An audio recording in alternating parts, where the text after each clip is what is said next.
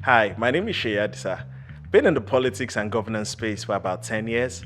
I've worked in the executive and now in the legislative arm of government. My name is Deborah Adeojo. I am an author, a women's leadership advocate, and a development communications expert. Over the years, we've seen development as a major problem in Africa, development of people and communities. Imagine children that can't go to school because they can't afford it, or get into hospitals whereby there are no drugs or no facilities. What about communities whereby they have to walk kilometers to get water? Or the young graduate that leaves school and is unable to get a job for years? These are real problems.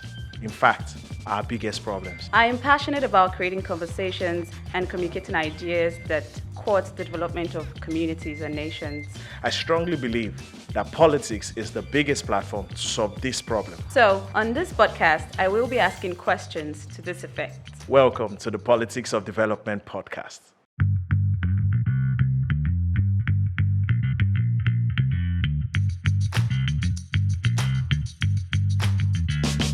Thank you for joining us on today's episode of the Politics of Development podcast. Last episode, we started a conversation on how to get involved in politics. And today, we are continuing that conversation for anyone out there who is curious, interested, and passionate about getting into politics and, participating actively in governance. So we started with the pre-entry, like the things to consider. And one of the emphasis you laid was on the person being more important than the position. Absolutely. Today, we want to carry that conversation further. So, say I have dealt with myself on my personal level. How do I get into politics? What is the entry point? Or what are the entry points? All right. So, I need to make a distinction because I understand our viewers are from different parts of Africa as well. So I'm going to be talking about Nigeria in particular. We don't have independent candidature with us. So what that means is primarily the party is the main way. Although if you had other types of systems, then maybe it'll be slightly different. But I think the first way, if you're thinking of joining politics, what we would say is join a political party. As at the last election, we had over 90 political parties. Exactly. I'm sure, obviously, that has reduced in recent times. But the first thing is to join the party. There are different types of parties, supposedly with different ideologies. And I say that very loosely. But you're supposed to find a party that identifies with your values and join. Usually you join at the ward level and then, you fill your form, your unit, your ward, your local government and the state. So it's all broken down. And that's that for me is the basic way to get involved. Those parties usually have meetings, weekly meetings, monthly meetings, quarterly meetings. So I think that is the first way. But that is you in politics. But when people talk about that question, they're talking maybe slightly more than that. They're talking about being in office. Mm-hmm. And I'll speak to that very quickly. Another way to join politics is not necessarily to run for office. You could be an advocate, you could be part of civil society, you could be in a lobbyist group, you could be in several organizations that liaise and deal with political office holders or people in politics. And, some of those organizations are very informed. They understand the system and they know how to get results through the system. But if we're going to now go into office, there are two main ways to get into office. The first one is by election. Election is the most assured way of keeping a tenure in office. Because if you're elected... What do you mean by most assured? So if you're elected, it means you have a term of office. And if you don't breach any of the rules whereby your members can recall you, i.e. sack you, you will stay there for 4 years. Okay. The other option is by appointment, i.e. the chief executive, like the governor or the president, appoints you into office. That is at the discretion of the governor or the president. In which case, if he wakes up tomorrow and doesn't like you, for whatever reason, he can tell you goodbye. He has the right to hire and fire. So the appointment is the easier route, but obviously it also means you can leave anytime. But if you're in office as an elected office holder, then, you have a term of office. And if you don't do anything out of line, as it were, you will stay for your term in office. So those are the two ways. And then, every time I talk about appointment, I'm always keen to make two distinctions. So appointments, usually in Nigeria, again, I'm staying with Nigeria, you could be appointed because you belong to that party, i.e. the party, having won elections, may decide that its members should take different offices. So the party would nominate for the governor or the president, the chief executive, usually from the party. But the chief executive can decide on his own and say, look, I need a publicist, or I need someone that is a security officer. And he may not be able to find that within the party, or he may decide not to look at the party and look for people that are very good in their industries and bring them. And that's where we hear things like, oh, I'm not a politician, I'm a professional in politics, because their mode of entry into politics is not because they were in a party or because they were nominated by a party. They were strictly, and they entered politics or governance because they were appointed. Now, my story is I got appointed into office in 2011, and it was an appointment. So it was at the pleasure of the governor at the time. But I took that process to learn, as I said in previous episodes, and I stayed in office. But in 2019, I ran for office. So that was an elected position, and that is what I am currently. I've done about 15 months, 15 months so far of my tenure.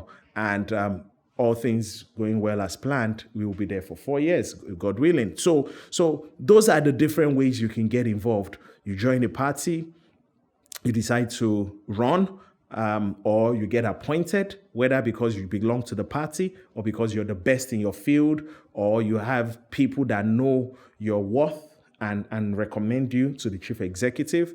And you can play on other fronts, as it were, i.e. civil society, lobbies groups, advocacy groups, and other groups that deal with politicians, that know how to get results from politicians. And there are quite a number of them in Nigeria. So I feel for now, let me stop there. Those are the main areas in which you can get involved.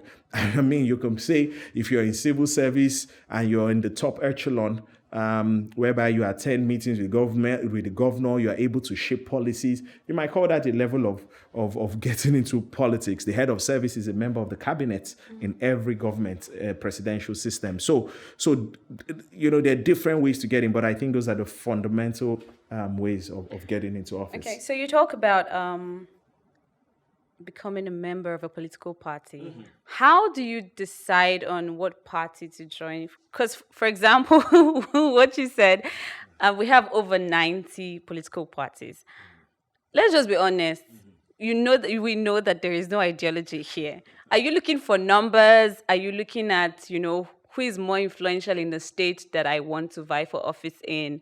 Like, how do you decide on what political party to really join? And two questions now, how do you break through the ranks? Because I feel like there's a lot of people in the party. How do you play the intra-party politics now to ensure that you're visible, your voice is heard, and you can actually run for an election on the ticket of the party? Okay, so,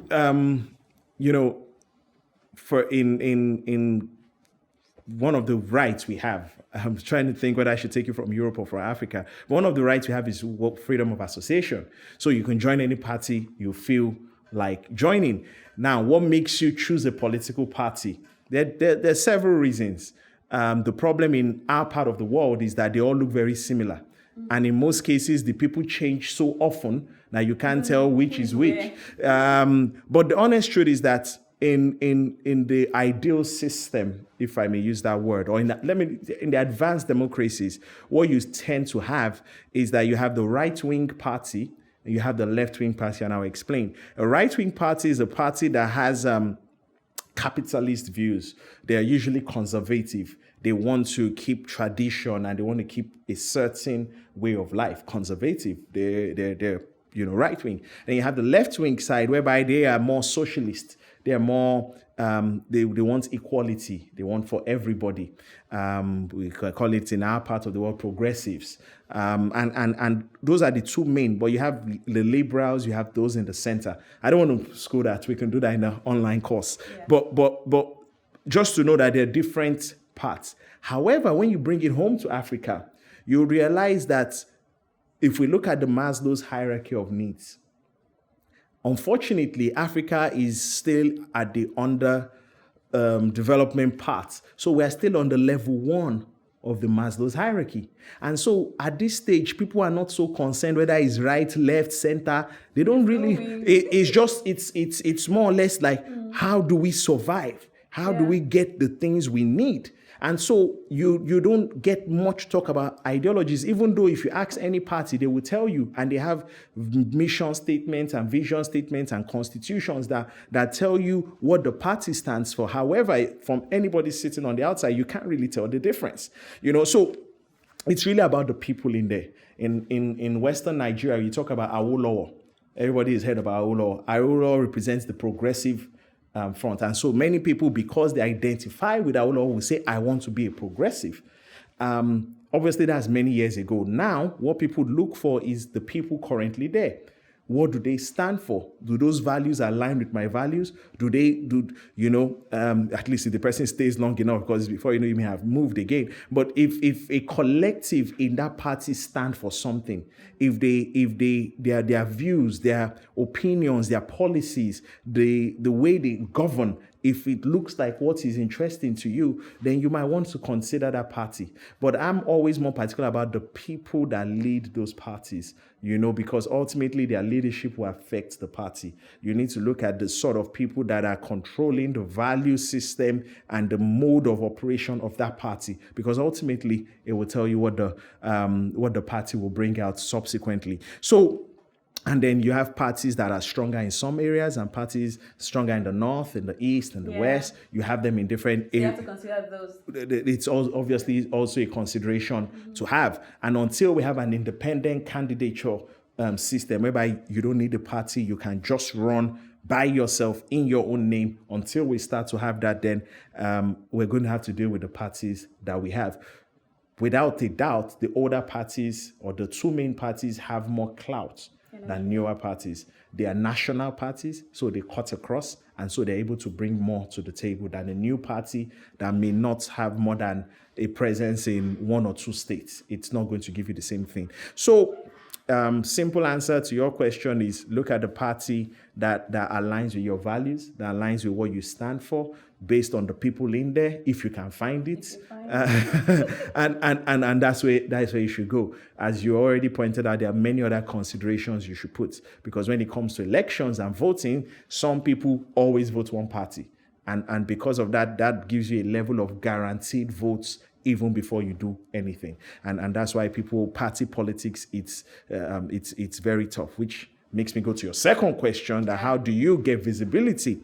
I think one of the things I tell young people that eventually, Seyi, I've joined my party, I'm going to ward meetings. It's not enough to go to ward meetings. You need to become someone that people resonate with, people go to. Now, when there is darkness and people see light, they run to the light. When there's chaos and they see someone that knows the way, goes the way, and is showing the way, then it's going to be followed. So if you're going to get visibility, be a problem solver.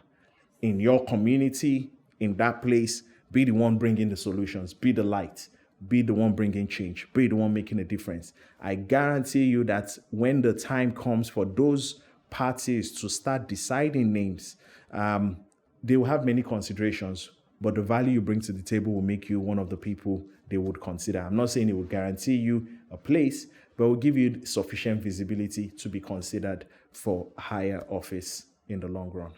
So good. Okay, so before we continue, we'll just go to the streets again and see what the average Nigerians are saying about, getting involved in politics and the roots, I think. So we'll be right back. Don't go anywhere. So, would you like to join politics? At some point in my life, yeah. What? Yes. Okay. If you are to join politics, do you know how to join? Uh, I'm not really sure if there's an exact process, so I'm not sure of the process like But join you would politics. like to I join would love to join politics. Thank you very much. Yeah, No. Why? I don't know. I just have. It's not my thing. Not Nigerian politics.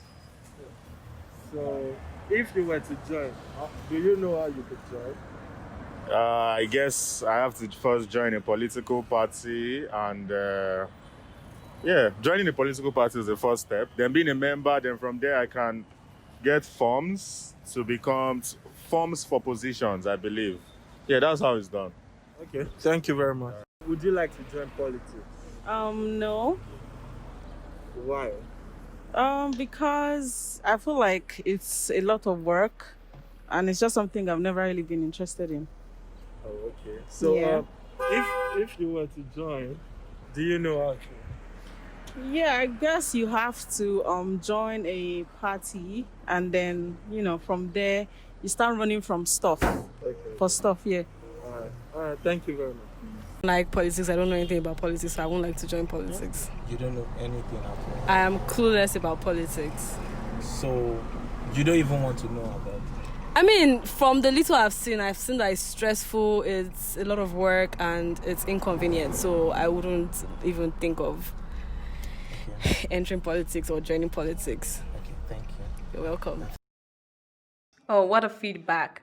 Okay, so we see from what we got from the streets that two women some of our respondents said that they are not interested in politics. What do you think about that? Well, to be honest, I feel the starting point, there really is a mindset block.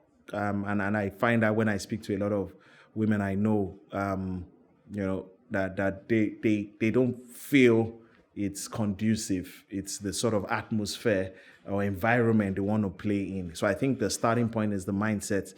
I also think that, the challenges, if you like, that come from the process of getting elected are somewhat they're discouraging. They're discouraging. I mean, when we talk about elections in Africa, you've heard a lot of stories, security, so many things, and a woman, particularly if she's a wife and mother, those are real considerations she has to have before going into office. The other way, which is by appointment, I believe more women can and should get appointed.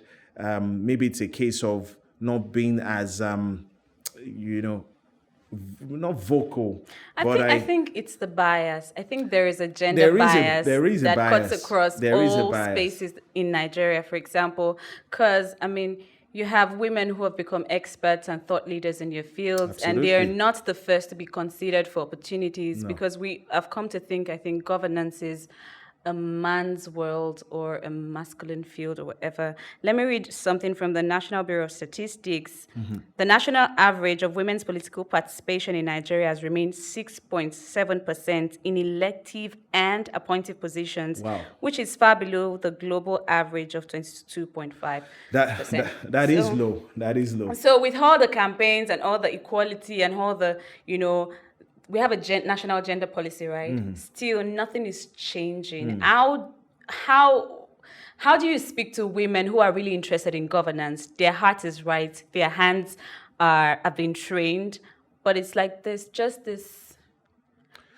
I think the system fights against it, just like the system fights against young people, the system fights against women, but it doesn't mean it's impossible. And that's why I always start with the mindset. And I really want women that have something to offer, that are committed to this cause, that are convinced and have the character and the capacity that they need to come out. They need to come forward. They need to, be visible. That's the honest truth. If you have a position and a woman is qualified, there really shouldn't be a case that she's a woman and so she shouldn't get it. But the honest truth is that the system fights if you like, it prefers the status quo. It prefers the old male being in positions of office in Nigeria and perhaps in Africa. So like everything else, when there are challenges like that, you just need a few people to break through those challenges, and then you start seeing everybody believes they can do it now. So if you see some women running for presidency, running for governorship, and they make headway, all of a sudden you see more women believe they can and they will, so it's the belief system that will really, and from that, the ladies that spoke, you could tell that attitude, right, mindset, right, they were not ready. And even if they are the best candidates, the fact that they will not come out, they have no interest in it, means we've lost the capacity or the opportunity to be led by such women in politics. So I think a lot has to do with mindset, but the system has to change. Now, political parties have been talking about free forms when it comes to election. They've been trying to do things. But if you go to the grassroots, the women will tell you things like they call them names, like they're prostitutes for being in politics, and they don't go to their husband's home, and they're all over the streets. We haven't had candidates and those in the are past things, election that were targeted, they were threatened. Yes. They experienced violence just because they're running for office. Absolutely. I mean, these are the challenges. As an aside, I just want to ask, this may not be the focus of I just want to ask, like, as a sitting member of the House of Representatives and Assembly, sorry, and someone who has been in politics actively, what are you doing personally to change the narrative, to make sure the climate is right and conducive for women to come in and do their part? I think it's all around encouragement. Everything I've done, I have tried to ensure that we have the female child has a louder voice, if you like. In our programs that we do at home, we ensure that the programs even targeted at making sure our women, our young girls, are not just left to certain stereotypical professions they feel they should, hairdressing and the likes. We want to see women that are coding and are in the ICT field. I feel also that in some of the motions that we've raised, we've tried to put the female gender in the forefront to let the world know, as it were, that women are, equal partners in this race for development, and they must be treated as such. We had the issue of rape. We've had so many things that have been at the forefront of pushing that voice out there, that we must show respect to the female gender. In my team, I have women. I respect women, and I think gender should never be the basis of discrimination in any society. Thank you very much. Yes. I'm so pleased with that answer. Okay, so what are your final words, final thoughts on this episode? So what I would say is, politics is a huge platform.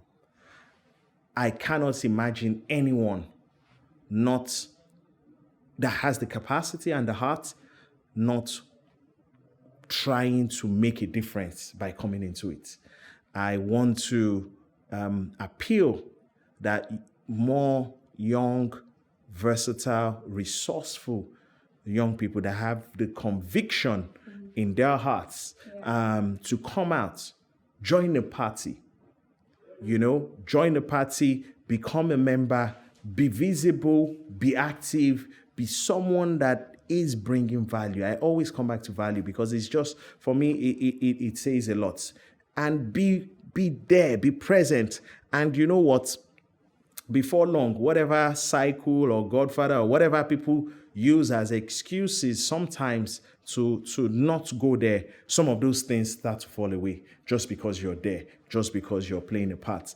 I said it earlier on, a leader, he knows the way, he goes the way, and he shows the way. I think it was in the John Maxwell book, I read that people will gravitate when they're in the dark towards light. And I want to see more people come out as light, more people come out to make a change and a difference in Nigeria and Africa. And that includes coming into politics. So good. So good. So even if you think the system is broken, like I said in the last episode, which you have to go and see, there is seats for you room for you at the table. So you have to Absolutely. come, pull up your seat, sit down and contribute your quota because you can't fix the system from outside. No. Thank you so much for joining us on this episode. We look forward to your comments and please do like and share and subscribe to this channel. See you next time on the pod. Bye. Thank you. Bye-bye.